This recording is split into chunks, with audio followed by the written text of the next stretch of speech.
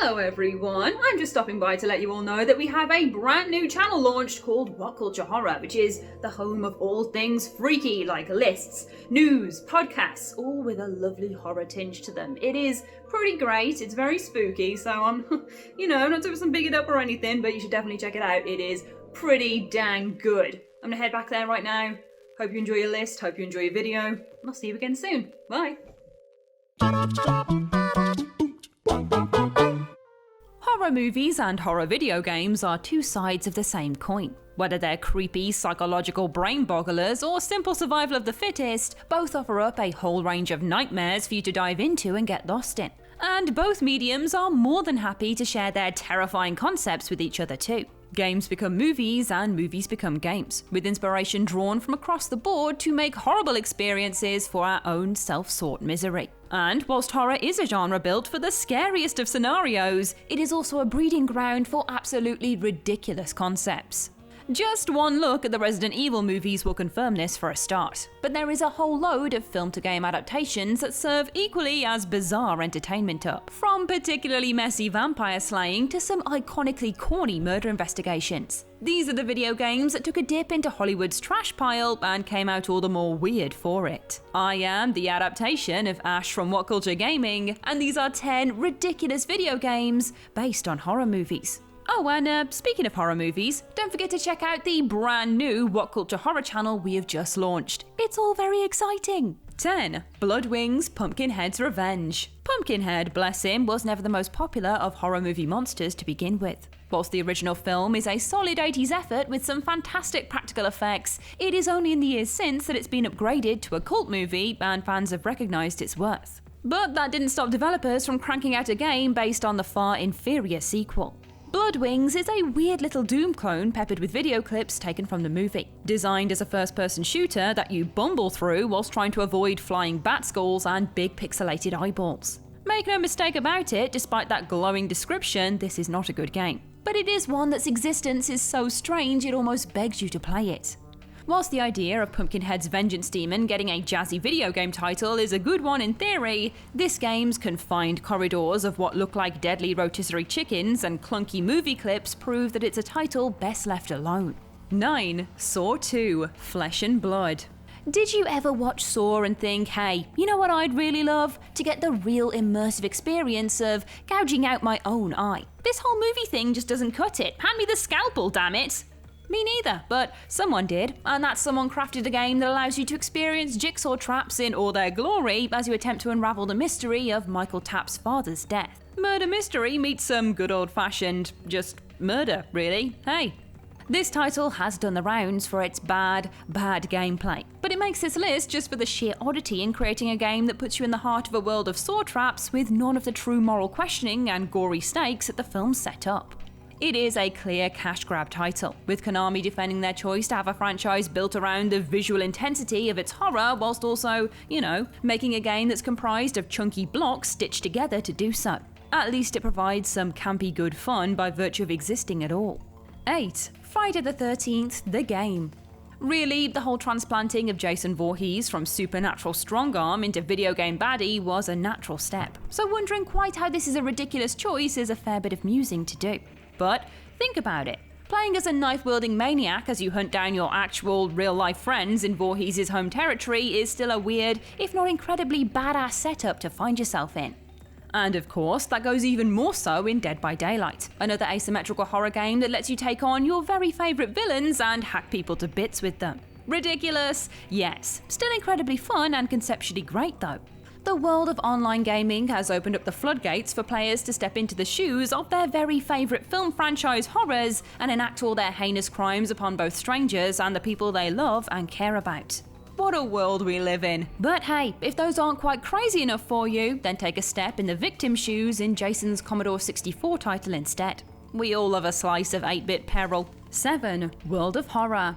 The most recent entry to this list, and one that will release properly later in 2020, World of Horror is a game that takes the creepy works of Junji Ito and puts them into a roguelite RPG. So for any fans of Uzumaki or the Tomy series, this is the game for you. Whilst not a direct adaptation, World of Horror takes on all the inherent weirdness of Ito's original comic art style by delivering a game crafted entirely in black and white pixels as put together on Microsoft Paint. Depicting a world ruled by old gods and ravaged by Lovecraftian nightmares. It's a compilation of inspirations, celebrating all things spooky by sticking you in a small Japanese town that is slowly losing its sanity. Undeniably creepy at first glance, and growingly unsettling as you venture further into this unhinged world, that special brand of Ito body horror should be enough to convince anyone to take some time with this freaky little gem. Ridiculous doesn't always mean bad, after all. World of Horror definitely looks to be one of the better Ito-based games, but if you want a straight adaptation in the meantime, then why not try spreading spiral madness in Uzumaki Nuroi Simulation instead? 6. Jaws Unleashed. Big bad sharks ravaging the underwater community are just video game gold really, as Hungry Shark Evolution and Man-Eater have proven. But none of them do it with the OG Amity Island Menace seal of approval. Jaws Unleashed, however, does. And oh boy, are you gonna need a bigger controller. The shark translates from film to game better than my jokes do. But yes, how the jaws have been unleashed in this title. Playing as a titular shark with an appetite for chowing down on swimmers, your goal is to just eat and destroy and make that watery environment your own as you cleave through it like a great white steak knife. It will not be the best shark game you ever play, but it will categorically be the best Jaws game you play, and that should be enough for anyone with even a little horror bone in their body. Go on, treat yourself to headbutting and corkscrewing through Amity's residence like a big old toothy ice dancer. So graceful, so free. 5. Parasite Eve. With the film coming out a year before the game, the story that sees a dead woman return as a bundle of sentient mitochondria has a lot to answer for. I don't really know how to convey the ridiculousness of this title better than that as an opening line, honestly. Parasite Eve sees you take on the role of Aya, an NYPD rookie caught up in a mitochondria mystery in which people keep spontaneously combusting, with one big bad Eve causing a ruckus all over the city thanks to her jazzy cells. The story follows on as a sequel to the movie, which in turn was adapted from a novel, and all of it combines together into one big coagulated mess, much like the biological beasties that plague the narrative. It's dated now, but Parasite Eve came at the forefront of the J-horror craze, and plays with all the genre's trappings in wickedly ridiculous style. 4. Van Helsing. If the corny movie wasn't enough for you, then hell, the corny Van Helsing video game based on said corny movie should absolutely solve that issue for you. Whilst many would say the film is a cinematic marvel and one of the best of its kind, or just me, but hey, that's someone. The game takes its campy charm and schlocky fun and mainlines it into a disc that just shouldn't exist. But here we are, in a world where it does, and that means many have made the decision, or mistake, to play it. Another game that takes a classic game and slaps a movie skin on it, Van Helsing the video game is essentially a Devil May Cry clone where you get to kick ass and smash vampires about a bit. And whilst it isn't going to win any awards for its repetitive gameplay, it is the only way you get to pretend to be a very deadly Hugh Jackman in a very nice hat. God bless Van Helsing. 3. Obscure. High school is full of surprises, but stumbling onto a conspiracy where students are being experimented on feels just a bit much.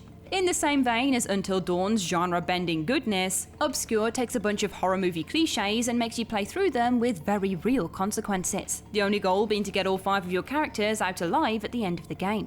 If you've watched The Faculty, then you have played Obscure, which takes the same beats as the movie and spins them out in its own way. The Elijah Wood starring counterpart serves as inspiration for this one, in which an alien infection takes over the teaching staff and soon sets about turning students into victims as well. The Faculty is a ridiculous, campy good time to begin with, so channeling that into this game makes the experience of Obscure all the more entertaining. More ridiculous high school nonsense decked out in unbearably naughty's fashion, please. 2. Dead Rising. Zombies are zombies for the most part, but Dead Rising dares to make them fun too. Films like Shaun of the Dead and Resident Evil had come around and sparked off the obsession with zombie media in gloriously spoofy fashion in the early 2000s. So this game went one step further and took George A. Romero's blueprint laid out in his Living Dead series and lovingly hammed it up for our own entertainment. Trapped in a shopping mall, oh hello Dawn of the Dead, one photojournalist, Frank West, must face the hordes and look mighty fine whilst doing so, with a range of weapons from water pistols to bowling balls and outfits from dresses to surfbot masks to help him in his important mission. Of course, there's a whole thing about getting pictures of the whole event and showing the world this zombie outbreak, but that comes second to just having big stupid fun for 72 hours until you can escape. 1. Deadly Premonition. I am not just talking about a movie in this instance, but a really creepy TV show that suspiciously fits the bill far more than Deadly Premonition should be proud to admit to. If you hadn't clocked already, or didn't know by virtue of not experiencing this maddening game, I'm talking about Twin Peaks. A hell of a lot of Twin Peaks. Deadly Premonition is known for its television show aping ways, embracing the weird and wonderful of its design to delight players with a world that is as bizarre as it is captivating. Make no bones about it, Deadly Premonition is a mess, but it's one that will have you coming back for more to see just how wild a ride you'll be put on. Whether it's the characters that are eerily familiar, names brazenly taken from Twin Peaks and plastered on new faces, or the diner just taken and transposed onto Greenvale, the game is just as weird as you'd expect from the franchise without ever having an official license near it. And that's our list. What other ridiculous games would you add to this list? Share your thoughts in the comments section below. I've been Ash over on social media at Ash Millman, and this has been WhatCulture Gaming. Don't forget to like, share, subscribe, and head on over to the WhatCulture Horror channel for some more spooky content. Thanks for watching.